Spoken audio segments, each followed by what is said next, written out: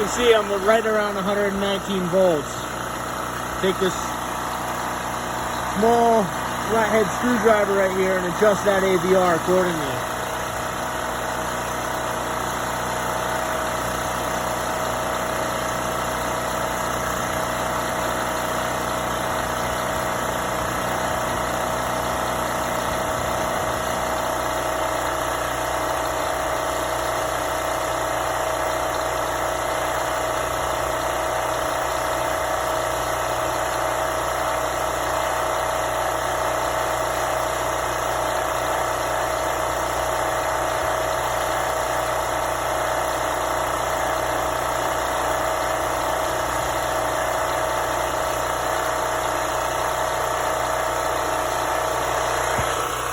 So as you can see, now that I've adjusted the AVR, it's right around 125 volts. That's where I'm going to leave it.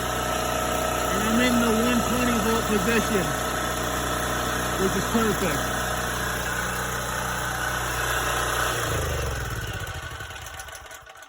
So like I said, guys, do your research. Don't waste your money on expensive shit first. I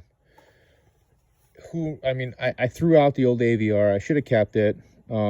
I should have done my research first and checked everything else. Strong possibility that if I would have done that switch and left the old AVR, it would have been fine. I jumped the gun. I bought a new AVR, which isn't a bad thing. They're cheap.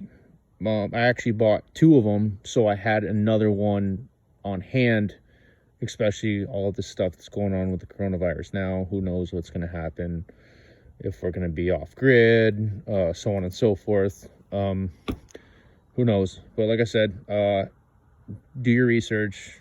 Go the cheap way first. Everything combined right here is about 40-45 bucks.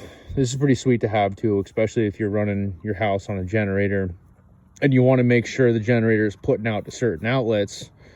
Then it's good to have. But hope this helps you guys. And like I said, there's a lot of other videos out there as far as if you have a newer generator that's brushless and it just needs to be flashed, or if you have an older generator like this and it has brushes.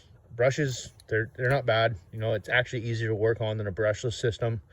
Brushless system, you have to take the whole thing apart. You have to take the generator housing apart.